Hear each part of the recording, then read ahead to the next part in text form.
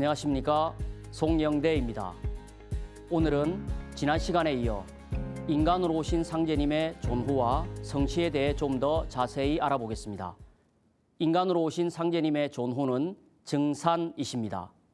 증은 시루증자입니다. 상제님은 세상에서 가장 큰 그릇이 시루라고 하셨습니다. 세상에 시루만큼 큰 그릇이 없나니 황하수의 물을 길어다가 다 부어보아라. 아무리 부어도 시루의 물을 못 채울 것이로다. 시루는 황하수를 다 먹어도 오히려 차지 않으니 천하의 그릇 중에 제일 큰 것은 시루니라. 아무리 부어도 다 채워지지 않는 가장 큰 그릇이라는 말씀입니다. 한마디로 상제님의 도는 선천 그 어떤 것보다 크고 넓으며 모든 것을 다 포용하고 담을 수 있는 당신님의 우주적인 가장 큰 진리라는 말씀입니다. 그런데 이 시루가 상제님의 강세와 직접 연관이 있다는 것을 이미 1300년 전에 미리 알린 분이 계신데요. 그분이 바로 통일신라시대 진표대성사님입니다. 진표대성사님은 불교 역사상 도솔천의 천주이신 미륵부처님을 직접 친견한 유일한 구도자로서 미륵불의 한반도 강세를 약속받고 우리나라의 미륵신앙을 대중화시킨 분입니다.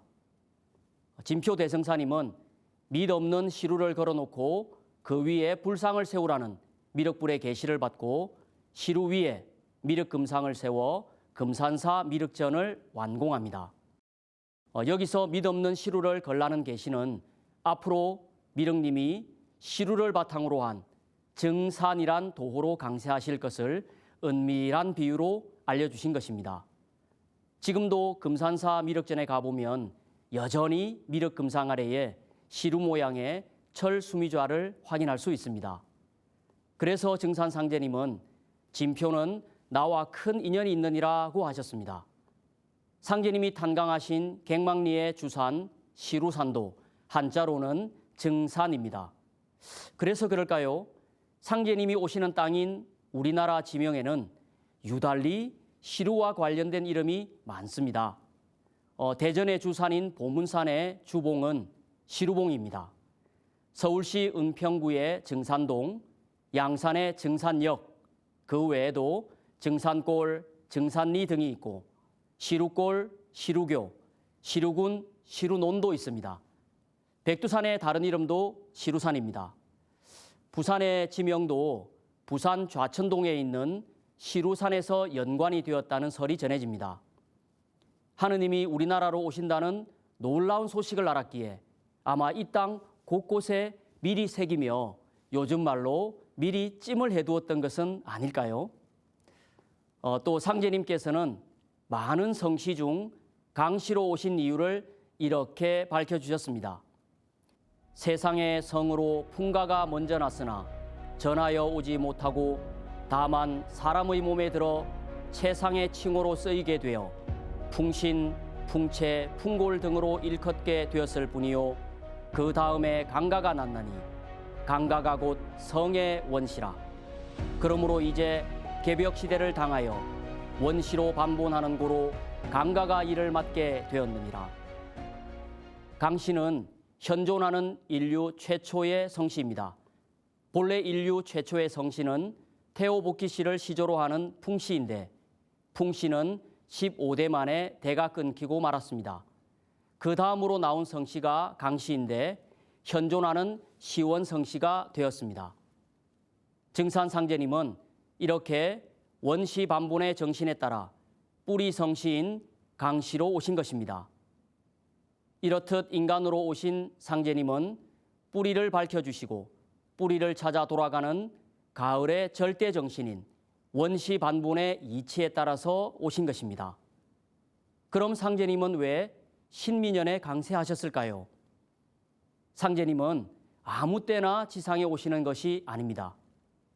상제님은 천상의 지존한 자리에 계시지만 우주의 여름철에서 가을철로 바뀌는 하추 교역기에는 천지 대자연의 법칙에 따라 지상의 인간으로 내려오시게 되어 있습니다.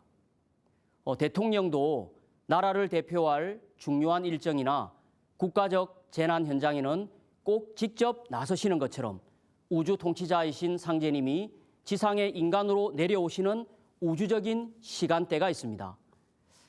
오행의 원리로 봄은 목에 해당하고 여름은 화에 해당합니다.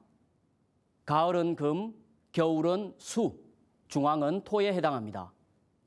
우주의 겨울철에서 봄철로 넘어갈 때는 수생목해서 상생작용을 합니다.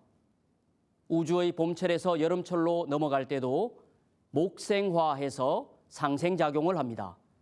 그러나 우주의 여름철에서 가을철로 넘어갈 때는 화극금해서 불이 쇠를 녹여버리는 상극작용이 일어나 엄청난 우주적 대변국이 발생합니다. 이것을 우주의 가을개벽, 후천 대개벽이라고 합니다. 지금은 우주의 여름철 말기 중에서도 끝자락에 와 있습니다. 이미 전문가들은 최근 지구촌 곳곳에서 발생하는 기상이변은 이미 자연재앙 수준을 넘어섰고 전염병의 창궐, 문명의 충돌로 지구 멸망은 시간 문제라고 말하고 있습니다. 그대로 넘어가면 화극금의 충격으로 지구는 멸망을 해버리고 맙니다.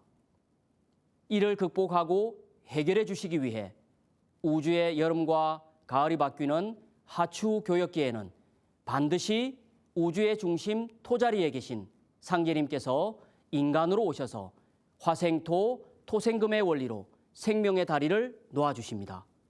그 원리가 상제님께서 오신 1871년 신미에 들어있습니다.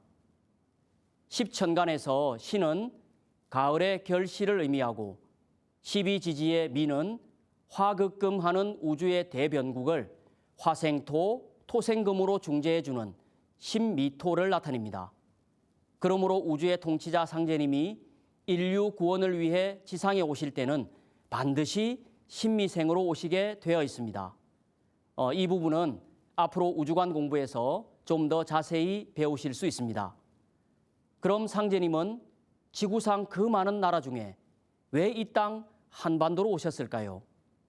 여기에는 중요한 몇 가지 이유가 있습니다. 지리적으로 한반도는 지구의 혈자리입니다. 혈자리란 기가 모이는 명당자리로 한반도가 지구 생명의 중심이 되는 땅이기 때문입니다. 이것을 밝혀주신 분이 증산도 안운산 태상종도사님이십니다. 태상종도사님은 땅이라는 게 그냥 함부로 생긴 것이 아니다. 우리나라가 지구의 혈이다. 즉 우리나라를 바탕으로 해서 이 지구가 형성됐다는 말이다. 또 우리나라가 이 지구의 혈이기 때문에 우리나라에 우주의 절대자가 오시게 그렇게 정해져 있는 것이다 라고 말씀해 주셨습니다. 또 성은호간, 말씀이 간방에서 이루어진다는 변화 섭리에 따라 상제님은 인류 문명을 꽃피운 곳이자 열매 맺는 간방 땅인 한반도로 오셨습니다. 우리나라는 고대로부터 삼신 상제님을 모시고 신앙한 인류 원형 문화, 신교의 종주국입니다. 동방의 조선은 본래 신교의 종주국으로 상제님과 천지신명을 함께 받들어 온 인류 제사문화의 본고향이니라. 우리 조상들은 1만 년 역사 속에서 상제님과 천지신명을 잘 받들고 신명대접을 가장 잘했습니다. 이것이 바로 천재문화이고 제사문화입니다. 그래서 조선은 신교의 종주국입니다. 지금 STB 동방신선학교의 도통수행법은 우주의 주제자이신 삼신일체 상제님과 얼굴 없는 조물주 하나님이신 무형의 본체 삼신 태어령님을 모시는 것에서 출발합니다. 인류 역사는 상제님을 알고 모시며 상제님의 가르침을 받는 신교의 광명문화로부터 시작이 되었습니다. 이제 우주의 가을철을 맞아 인류가 상제님과 태어령님의 법신과 하나 되어 무병장수의 신선의 삶을 살도록 도통문화를 열게 해주는 것이 바로 동방신선학교의 치유수행법입니다. 상제님은 광명문화를 회복시켜 주시기 위해 신교의 고향으로 오신 것입니다. 19세기 말 당시 조선을 살펴보면 사면 초가의 절박한 상황에 놓여 있던 지구상의 몇 안 되는 약소국이었습니다. 원한이 쌓이고 쌓인 동방의 조선의 민중을 먼저 구하여 인류와 세계 구원의 주인공으로 세우려 하신 상제님은 당신님의 뜻을 이렇게 말씀하셨습니다. 내가 천지를 개벽하고 조화 정부를 열어 인간과 하늘의 혼란을 바로잡으려고 삼계를 둘러 살피다가 너의 동토에 거친 것은 잠피에 빠진 민중을 먼저 건져 만고에 쌓인 원한을 풀어주려 함이라. 또 앞서 진표 대성사님이 미륵님이 오실 것을 약속한 땅도 바로 한반도입니다. 이렇듯 상제님이 강세하시는 이치는 우주 원리적으로 보나 지리적, 역사적으로 보나 한반도로 오시게끔 되어져 있는 것입니다. 다음 시간에는 상제님의 도통 경계와 하신 일에 대해 알아보겠습니다.